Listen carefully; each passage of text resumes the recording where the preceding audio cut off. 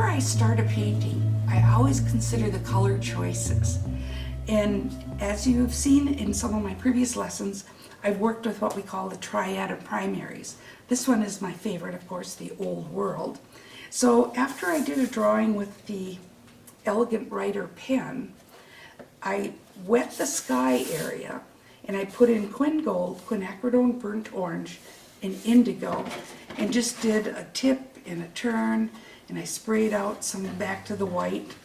And then the whole bottom was still dry. So at this point, I just took my brush, this is in your kit, this is the Oriental brush, and I just threw the gold. I just made a big batch of it and tossed it like this. And as it hit the Elegant Writer pen, it activated. So then I came in and softened it a bit, but I tried to save as many of these little dry white shapes as I could, especially on the rocks, to show the light touching them, and especially to show some of the water, like some of the surf in the water. Then I mixed up a big batch of Quin Burnt Orange and just threw it in a horizontal manner. It activated the black again. I softened it out with this brush. This whole painting only took about 20 minutes. It was fun. Maybe some of you folks from the Nashville area will remember. And then the last one was the Indigo, and again, same thing. Threw it, saving some of the whites. And then at the very end, I did a little bit of this tipping and turning.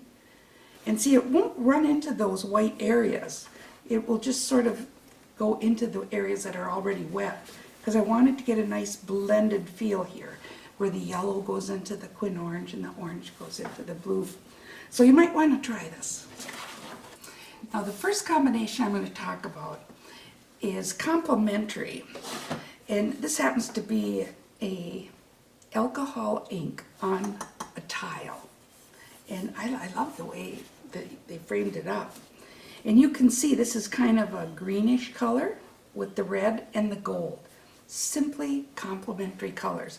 The exciting thing about complementary colors is that you get a vibrancy and just a beautiful contrast that you can't get any other way. So that's what I was looking for with the alcohol inks. Just boom, let's give it to them. It's kind of like the Vikings, that, you know, they're purple and yellow, and those are complementary colors. That's why they stand out on the field. Here's another painting with complementary, just the blue and orange. And when I originally painted this, I did it all in the grays. Like, I'm going to show you that. At the end of this lesson, I'm going to show you a monochromatic painting done in only grays. And at one point, this was all gray. And my thought was just to add the one color accent of blue. And I put it in, and it looked great. I was so proud of myself. And then when I got back to my studio, I decided to put in all the oranges. So it ended up being complementary. But it was originally going to be monochromatic with a one color accent. So I think about these all the time. Here's another lovely complementary. You can see the purple yellow. And when you're looking for excitement and energy, and that's what you're trying to do, the complementary colors are your best choice. Here's a mixed media, artichokes combined with the Gouda bottle with a little yellow in it. Yellow acrylic ink as a contrast to the purple background. And you can see, boy, this one jumps off the wall. If you've got this on the wall next to something quiet, monochromatic maybe, this is going to get all the attention. Well, now this one here you can see has the Christmas colors in it, and that was intentional. So green and red are traditional Christmas colors, and this was made to be a Christmas card. And just for the heck of it, after I drew it, I just drew in these lines. So it's kind of a cruciform. You've got the flower, the background. And it was just a matter of painting, first of all, the flowers, and then putting in these beautiful dark patterns in the background. But intentionally, I chose the Christmas colors. Now this subject, these are actually colors found in nature, the onions. But I purposely emphasized the purples because I like the purple and yellow combination. And of course the rest of it was just some glitz that I did with gold gesso. And over here, this was done with a stencil, spraying a brass color over the watercolor dark pattern in the background. This was really fun to paint. I think you'll recognize some of the other techniques. You can see the little spots. Those are from the salt. And mostly it was sort of having fun with the stencil. This is actually kind of unusual to choose complementary colors and so stark. I was out on location in Umbria, and this has always been one of my favorite things, is to get into the roof lines and all these wonderful chimneys and, I mean, television antennas, why not? They're interesting patterns. And so I put most of the focus on this. Everything else was just lost into this wet, hazy, atmospheric look. And I was just going to do the one color. And then when I looked at it again later, I decided it was such a strong diagonal. It really needed a little bit of that other diagonal coming in. So I thought, okay, a simple blue sky coming in this diagonal to give the, again, cruciform composition. So this was fun to do, but like I say, very unusual for on location. Now this is very typical for an abstract painting. Almost always when I start an abstract painting, I like a color dominance. It's either warm or cool. If you put equal amounts of warm and cool, I don't think they're as successful. This is a really important thing to consider. So I decided to do a warm composition. And so you can see that some of the very first colors I put in were some of these complementary blues. This happens to be manganese blue. And so I just stroked it in there through my focal area even. Where the blue was next to the whites, they read more as a blue. Where they combined with the oranges, they read more as a gray. So I really think in an abstract painting, it's important to think about complementary. Just a little touch of the complement, either before or after, and it gives a nice balance to your painting. Here's another alcohol ink, and we have this coming up in a few lessons from now. And again, you can see the complementary colors are really working, although I did put some yellow and green and the red. But these are so beautiful framed up. I actually like, oh, this is obnoxious. I actually like the red frame with the alcohol ink. It's really jazzy. Okay, my favorite combination, and this is very evident as you walk around my gallery, are analogous colors. Analogous colors are next to each other. So like yellow, green, and blue. Basically 3 colors is what it usually is. And what I like about these colors is they're always friendly. You cannot go wrong. No matter how much yellow you put in the blue, you can't go wrong. You're going to have some kind of a beautiful green. It's when you cross the palette to a complement, that's when you can get into a little bit of trouble. Complementary colors are more challenging. But if you just take a little piece of pie out of anyone, you know, like you could do purple and red and orange, or you could do pink and purple and blue, and any of those combinations would be great. This is only analogous colors, very, very friendly. You can see it's blue, green, and yellow. Some varieties of yellow, and you just can't go wrong. And often these colors are found in nature, so you'll see a lot of times they're flowers or landscapes. They're analogous colors. Here's another one, this time landscape, and you can see it's just basically yellows and greens and blues. Very simple. And I just, oh man, I just love painting reflections. This is also going to come up probably in next year's class, but we've got to do some reflections.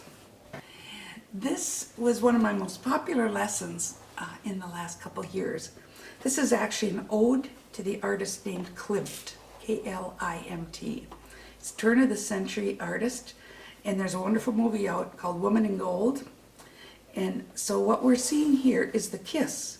And I got these beautiful napkins from Germany, sent to me by a friend, and I would just rip up the napkin, glue it down, and then I added some gesso, the gold gesso, and I just drew in with pencils and pen and just had a great time. This is color sanding using a particular stencil that reminded me of Klimt. So like a lot of these little edges here were actually sanded with watercolor pencils directly onto the canvas.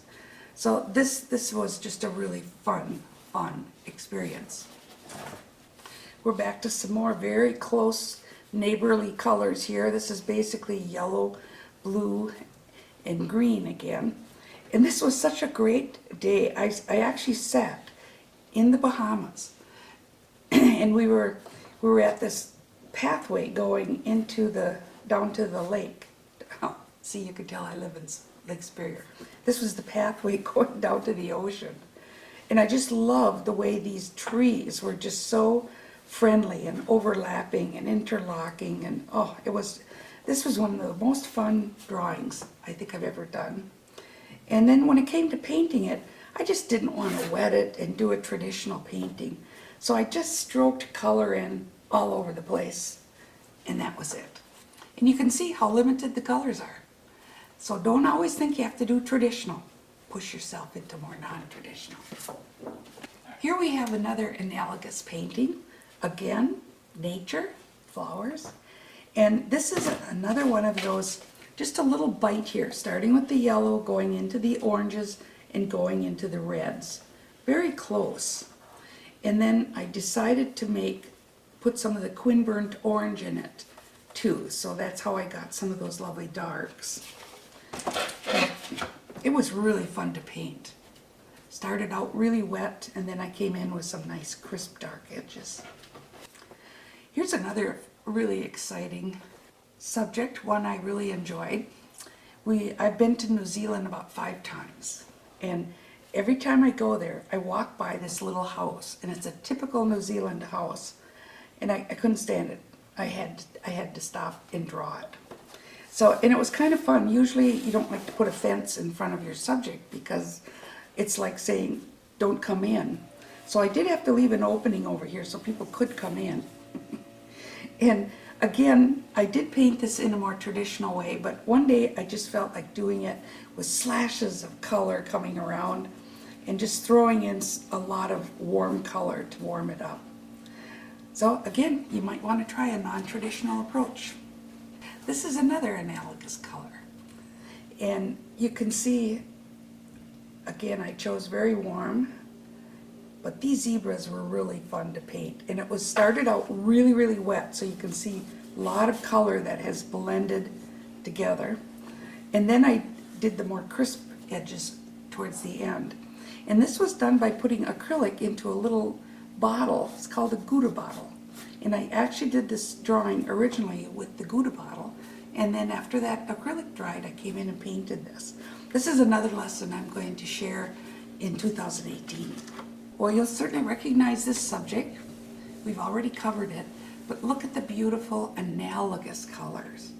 These are so friendly. There is no way you can go wrong with analogous colors. They're absolutely the best.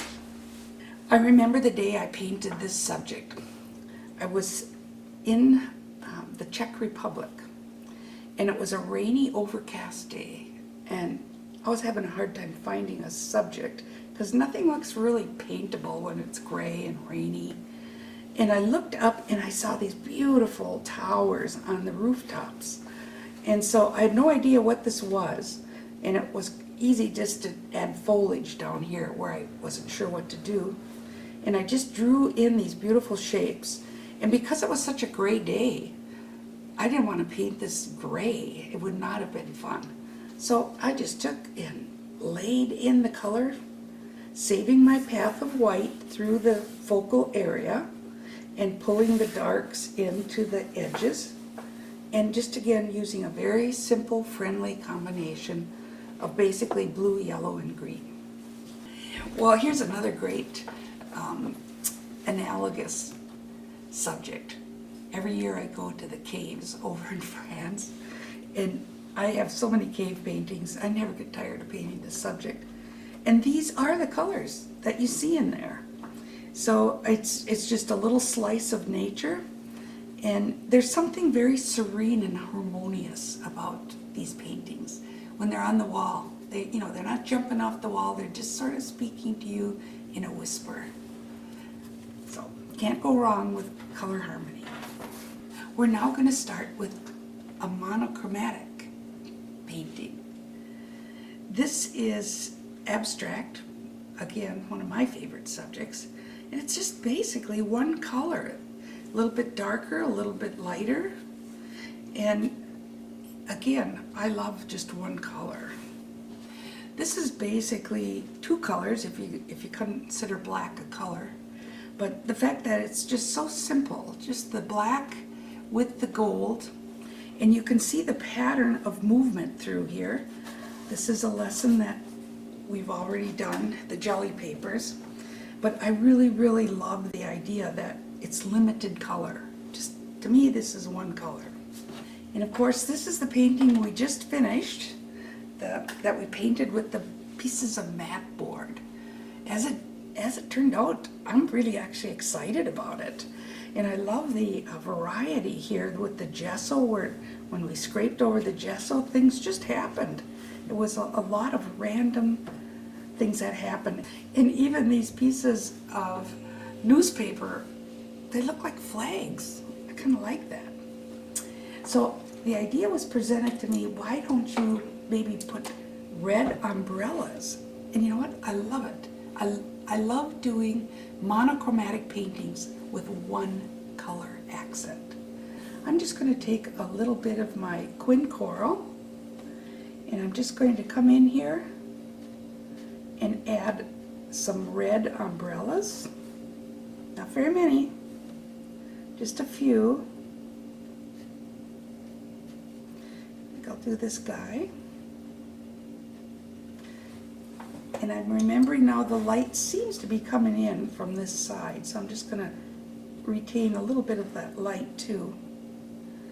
And maybe we'll just do a suggestion over here. And this is just one color. Pretty cool. Now if I wanted to, I could do maybe a flag or maybe the awning, but I think I'm just going to leave it at this. Just the red umbrellas. What a good idea. Okay, I actually lifted out a little bit of the red. I decided that that looked a little better, and maybe I'll just key up this one figure in the foreground with the brightest red. So I'm assuming it's a she.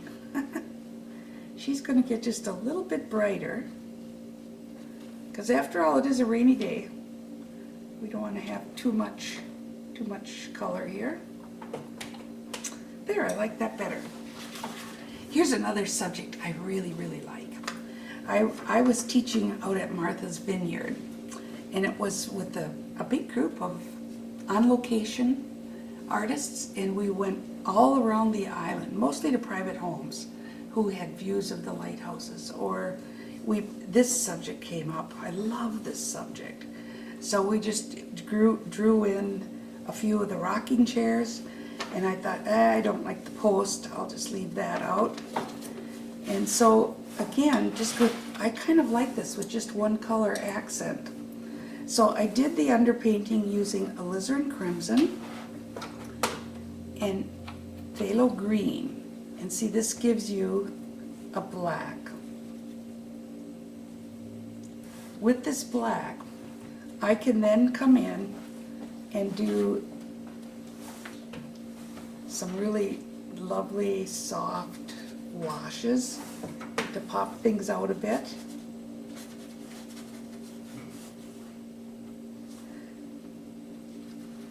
So what I'm doing is I'm building this up into a monochromatic painting with just one color accent. And the fun thing is, as I'm doing it, I frequently will push a little extra alizarin into this dark mixture. And so can you see what I'm doing? I'm giving it, this is a very red black here. Look how nice that is. It really helps to pop that out. with a nice warm accent to it. And I probably will use that because I'm not going to put greens in here. So I'll probably use this dark accent, heavy on the red, to do some of the foliage and some of the stems.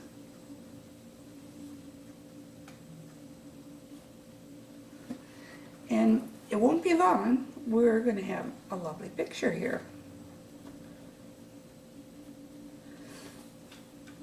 And I like it so much better without that big post in there. Again, I can just suggest some of the weaving patterns here using the ultra dark.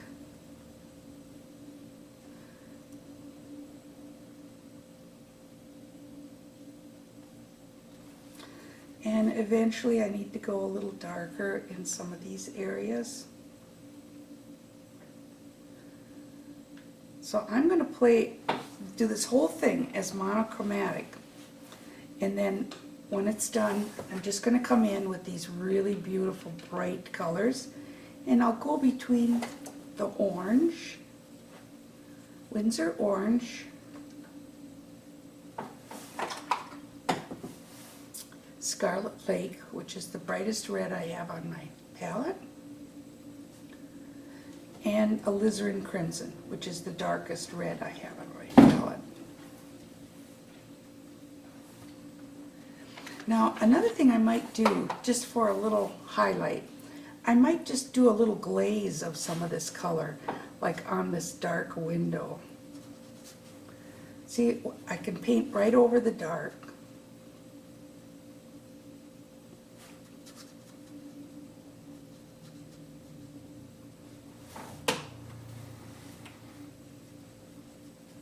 And you saw me do something like this earlier when I was doing the stairs in France. I love to do this. And then I just simply take a tissue paper, add it over there, and with my fingernail, I try to make this look like some reflections in the glass. Yes, nice, very subtle. So I actually put the red over the black and lifted it away.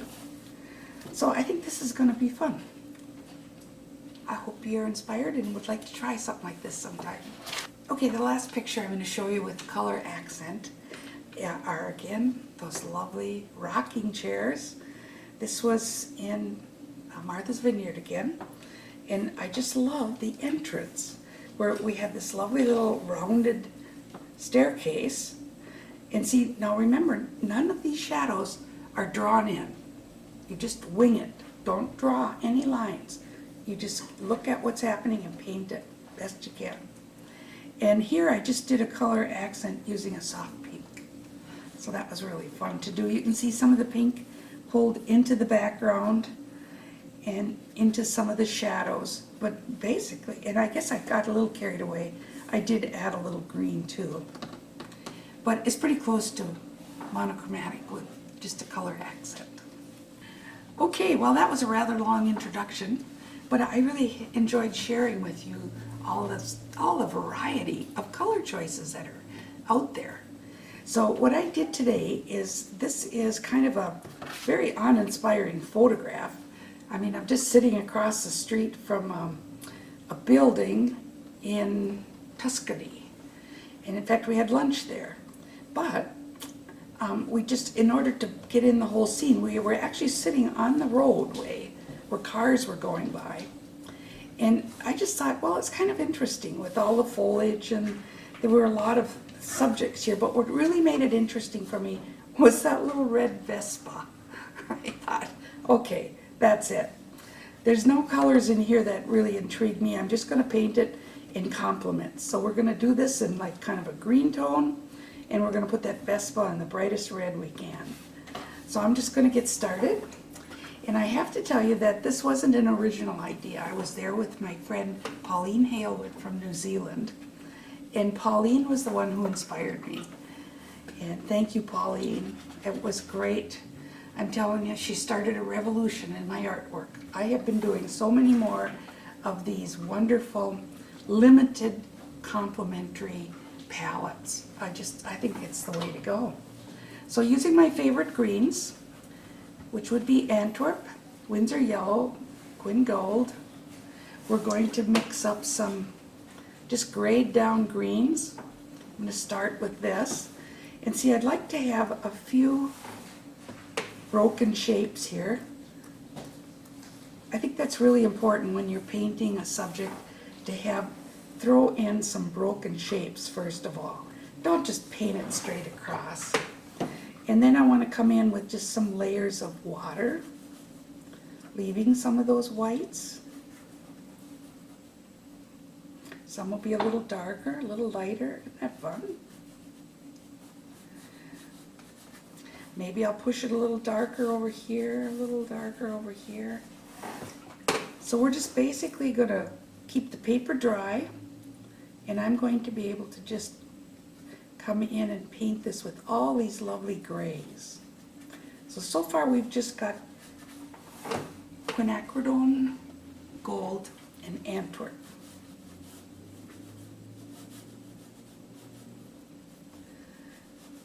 And the side of the building is even lighter. So now I'm going to go into a little more of the yellowy color. And if I put a little red on here, every now and then I can tone this with just a little red to gray it down even more. So I want this side here to be a little bit grayer.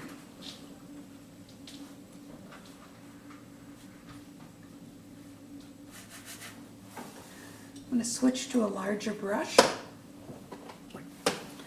and just whip this over here. Of course, I want to paint around these subjects.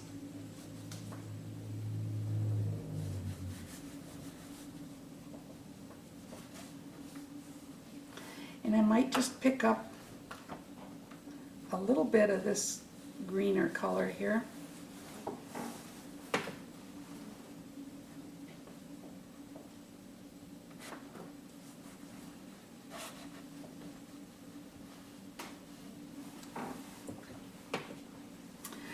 So I want a little grayer green over on this building.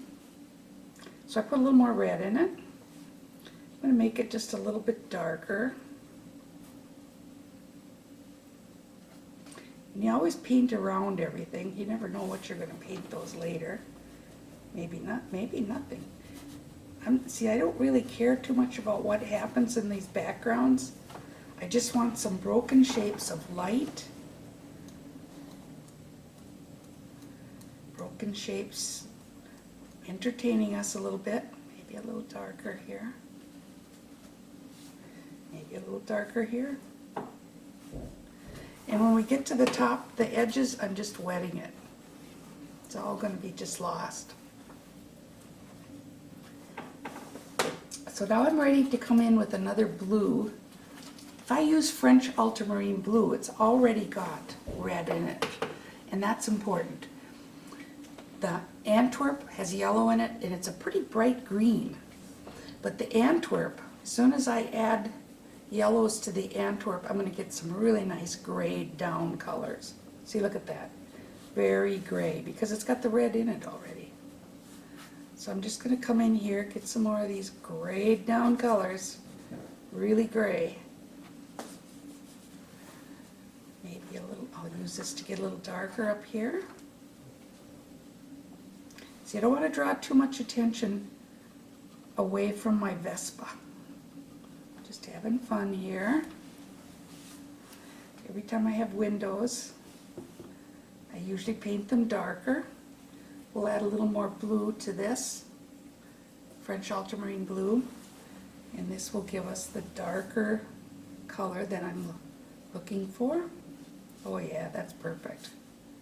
Perfect. Love it. See, we're just setting the stage here for these lovely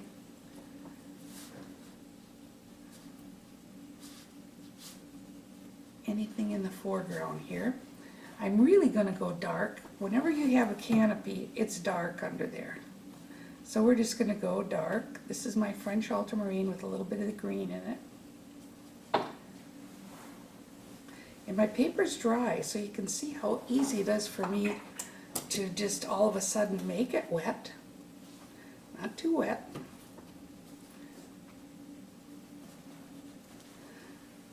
And I want it dark again up here.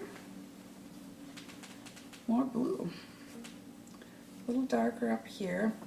And I think some dark patterns over here of foliage. So we'll just take and throw those little dots and just let it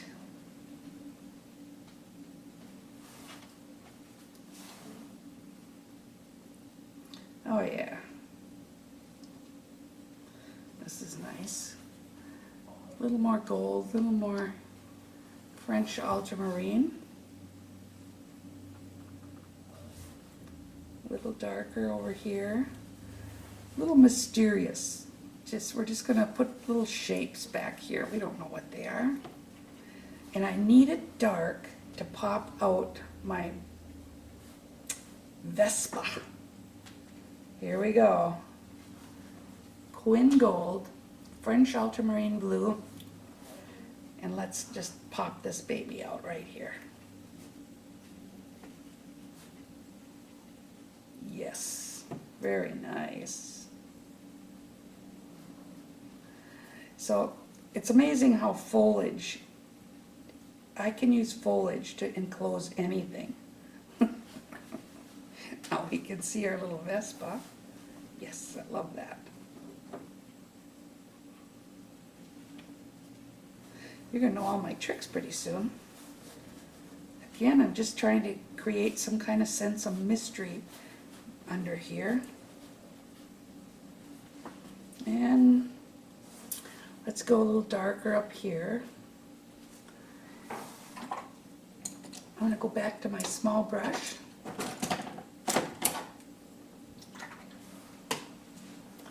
So taking quite a bit of quinacridone gold, French ultramarine blue.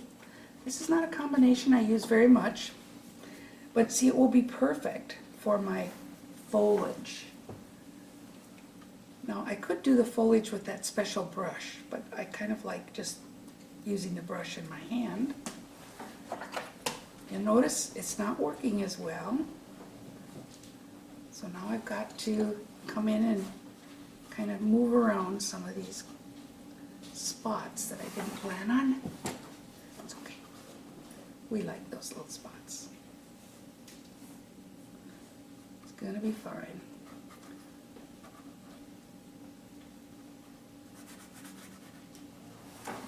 Now over here too, I just want this background very lost, sort of a grayed, very gray green. I might just take this mixture with lots of water.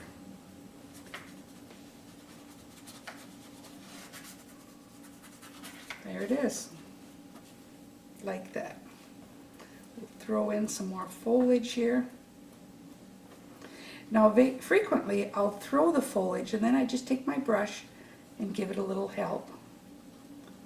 Almost like a coloring book.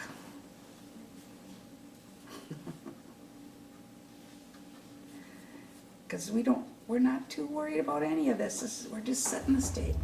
Now we're almost done.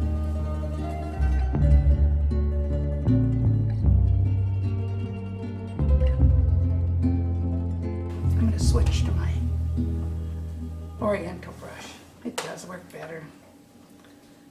Just a nice, hold it in the middle, have your finger ready for the tap, and you can see it's so much more control.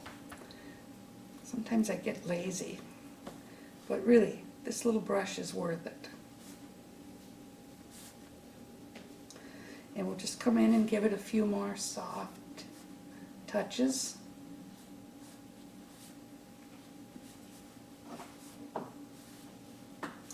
Now we need to bring the street out. Remember, this is just a highway. Not too exciting. So I'm just going to use my cheap brush here to get some nice long dry brush.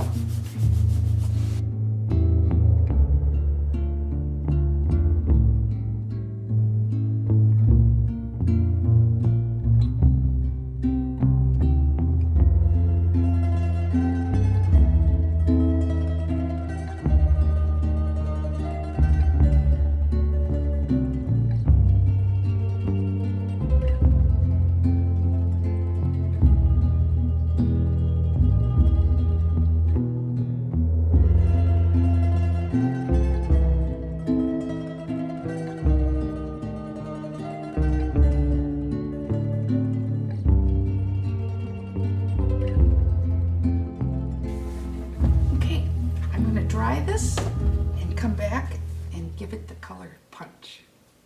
Okay, all my greens are dry, and that was really fun to do, just pushing it between the greens and gray greens. Now we're ready for the Vespa. And there isn't a lot, no, not a big deal. I'm just going to come in with my primary red, which happens to be Quin Coral, and go ahead and just paint it on here. And then if I want to, I can even leave, I can see the sun is glistening here in the photograph.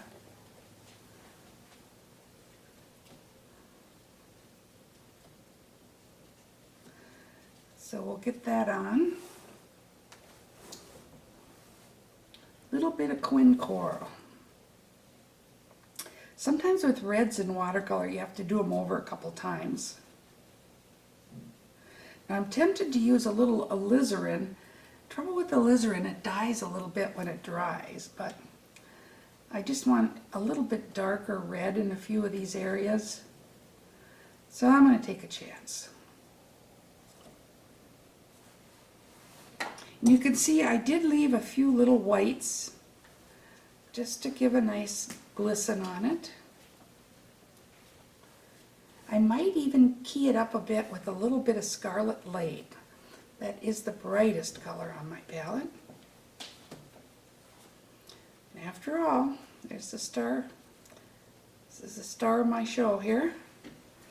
Okay, now another fun thing is I can go switch to my script brush, and using just a little bit of my Quin Coral, what I can do, okay, so now you can see there's little holes.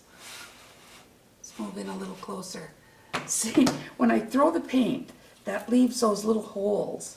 So now I can just come in and put a few little reds in there if I want. It's kind of fun. I don't want to do it everywhere, but I'm going to do a few here and there.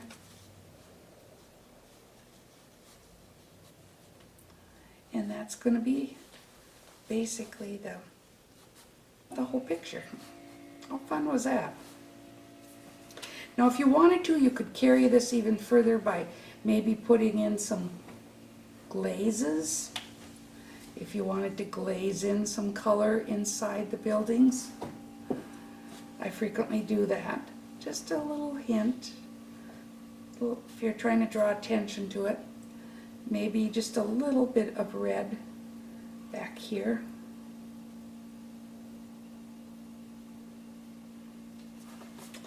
But that's basically it. Now, coming up is another monochromatic painting, and this one is done by a very unique toy that I really enjoy. It's called the Woody, and it's actually a watercolor pencil made by Stabilo. It's a British product. And again, my friend Pauline Hailwood told me about this. So thanks again, Pauline. We are really having fun with this. Well, here's a look at the finished piece. And I just realized I've got a lovely bleed back here. Let me move in close so you can see it. Oh yeah, that's a classic. Now this is what happens when you have an area that's very wet next to an area that's dry. So it just starts creeping into that dry area, and it gives this irregular line referred to as a bleed back. But when I go to New Zealand, they call them cauliflowers. So here's a real easy way to fix it. I'm just going to take some tissue. Make sure your tissue has no lotion in it. And just with a little bit of dampness here, you just do like an all over rub. Up and down, back and forth. And look at, it's gone. People get so upset about these bleed backs, and they are the easiest thing in the world to fix. And sometimes I just leave them. I don't even mind the bleed backs. But there you go. How's that for an easy fix?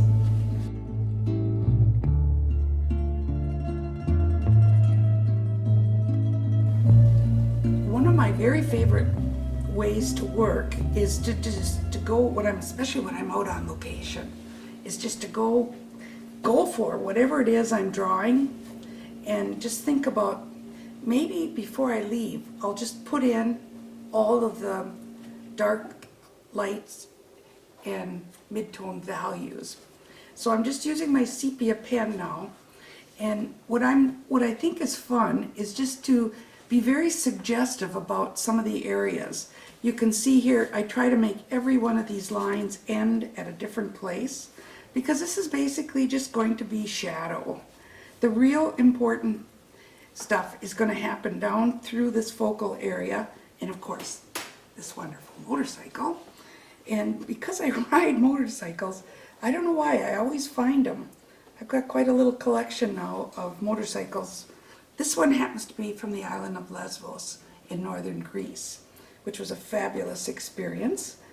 And so I just got to sit in this quiet little street and sketch this out.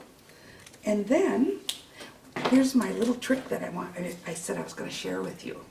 This is a wonderful, wonderful deal. When I travel, I just have a little bag, and I usually have one of these aquaflow pens where you can fill it with water, and then as you press the bristles, the water flows out. Perfect. So I'm just going to use a regular brush for right now. So this is just like about a number 8, and this happens to be a Stabilo watercolor pencil. They're very big, and they come from Britain, and they're called a Woody. And they have 3 different ways you can use them. The obvious one would be to simply draw with it, and that works out great. There are frequently times when I just do a little bit of this drawing with the Woody. The other way is to wet it. So just taking a little water, check the amount of water, and watch, it activates immediately. I mean, we are talking about a beautiful dark line. And with just a little bit more water, I can take and just get some beautiful grays.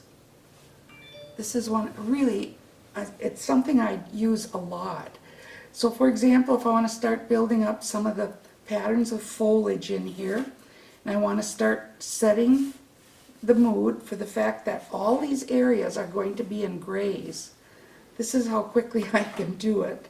I can just come down. This actually is quite dark here. And so I do this monochromatic painting, and I do it a lot. I really love it. And whenever I do a picture like this, I never draw in the cast shadows. Never, never draw in the cast shadows. You would think, well, they're so dark and perfect. What if I goof up? Never. Just take a chance. You always wing those shadows. It's just the way the best look.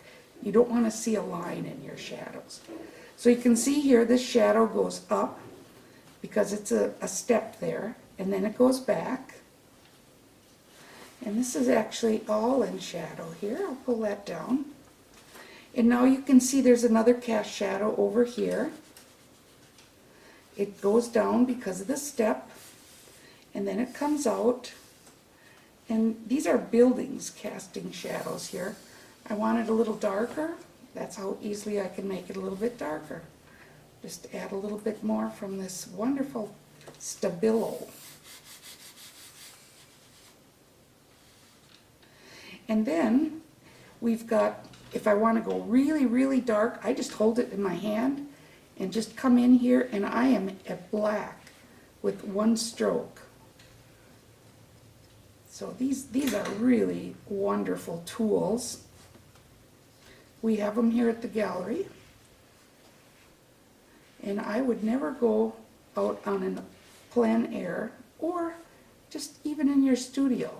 I can just grab this anytime I need it dark, and it's archival. But look at how quickly this is coming together. Ooh. Ooh. I remember so desperately I wanted to stay there and paint this at the time. But you know, this much drawing takes a good hour, hour and a half. So it was important that I not rush it. Just take, like right now, I can do this at my own speed. Love it. and I'll be able to, in fact, it's going to be hard for me to stop right now. I just wanted to give you a little idea how easily you can do this. And I could even switch to a very large brush and just this quickly get a nice big wash and maybe do some of these softer areas over here. Just pull it in. And see, I kind of want this to be a vignette style too. So I'll throw that color in. Ooh, there's a lovely white, pure white right here and here. So when I'm building these up, it's like negative painting. I save, I'll do mid-tone values, light values, and dark values. So it's really important that I save these values that are white. And there's another strip of white up here, so now I can just come in, put this whole strip down here, and I just went into it. This whole strip goes all the way out, and then this one is darker. So let's grab it a little more color, and let's put this in as a darker value. You can see now how quickly this can come together. And when you work with all one color, monochromatic, I can come back later and add color to this. My plan was to come back and do the red only on the motorcycle. And let's beef it up a little bit here. Just a little bit brighter, after all. That's the whole reason I'm doing this. You'll notice there are a couple other areas here of a little red. I might just come in and add a little bit of that. There's actually a little red up there, but I didn't draw it in. I frequently edit things out. Like if you look carefully, there's all kinds of things that are not exactly right. This has a little bit of a red roof to it. I think that's probably, and another thing that would be fun would be to maybe make this door red. So I'll just come over here and put that door in. Slightly red, keep the brightest reds on there. So that's, remember I said it was 3 in 1. One is you can draw with it directly, and the other is you can just wet it and use it like a wash directly with your brush. And you know what? I never have figured out what the third one is. But if you figure it out, would you let me know? Thanks.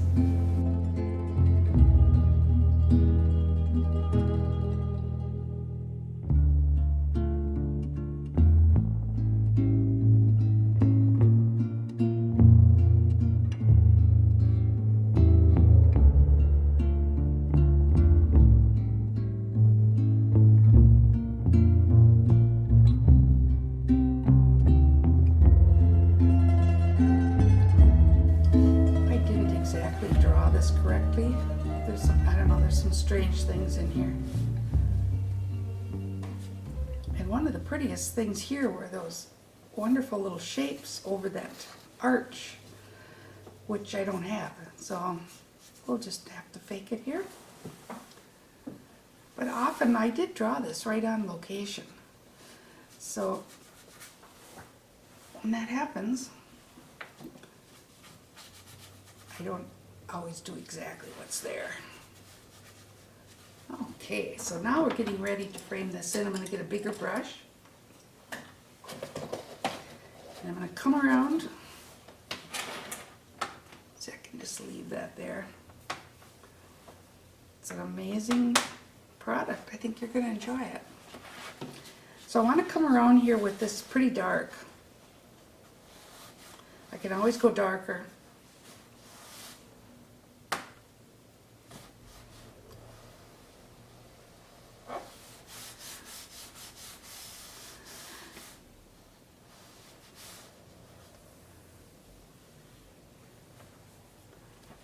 Now, I want to leave some little shapes of white here. Little random shapes. It's nice. I'll leave that darker.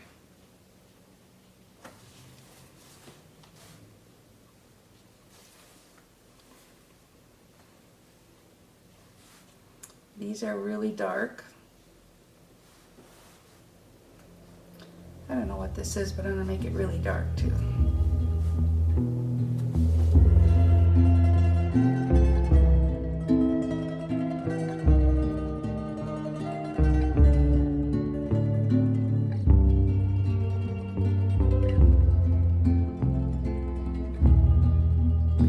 Okay, this whole building is reflecting on the street here. And again, I always do any kind of cast shadows with no drawing. You're gonna get tired of hearing that, but it's really important. Okay, so I'm gonna make this darker. And there's like an interesting building shape here.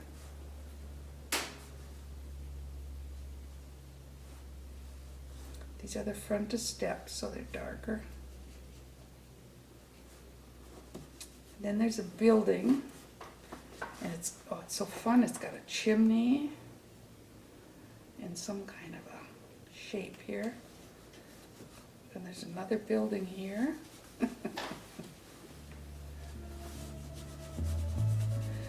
So to me, this is the most fun you can have on location, doing these cast shadows.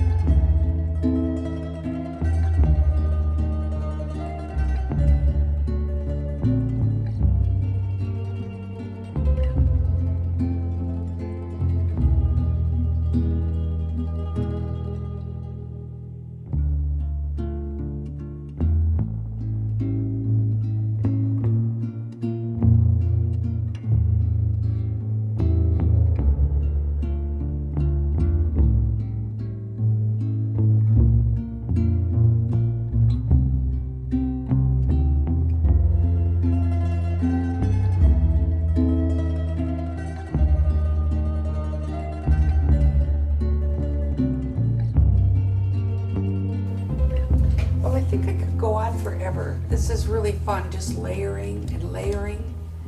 And I think what I'm going to do is just say, this is good. And I actually like the fact that the lightest lights are running right through here. A little bit of that red accent. And I did it all with my little Woody. Here's another little drawing. When I travel on these trips, like we were in Portovenere, Italy, and it's tough climbing up and down the hills and finding a spot to paint. And so often what I do is I'll take a half. See, this is like half of this. I'll just rip it down the long way. And of course I've always got my little aqua flow and my Woody. And very often I'll just sit while I'm having lunch and pull this out, and it's not gonna, you don't need to have a backing because it supports itself. This is 140-pound Arches cold press paper. And I can just do an entire picture just sitting on a little park bench with this in my lap and just looking around, waiting for a bus, whatever's happening, waiting to meet people, and never waste the time. So see, I need a little lead in here. That's how I enjoy getting some little broken shapes like that. Then we'll throw a few more in. Oops, picked up some color I didn't plan on.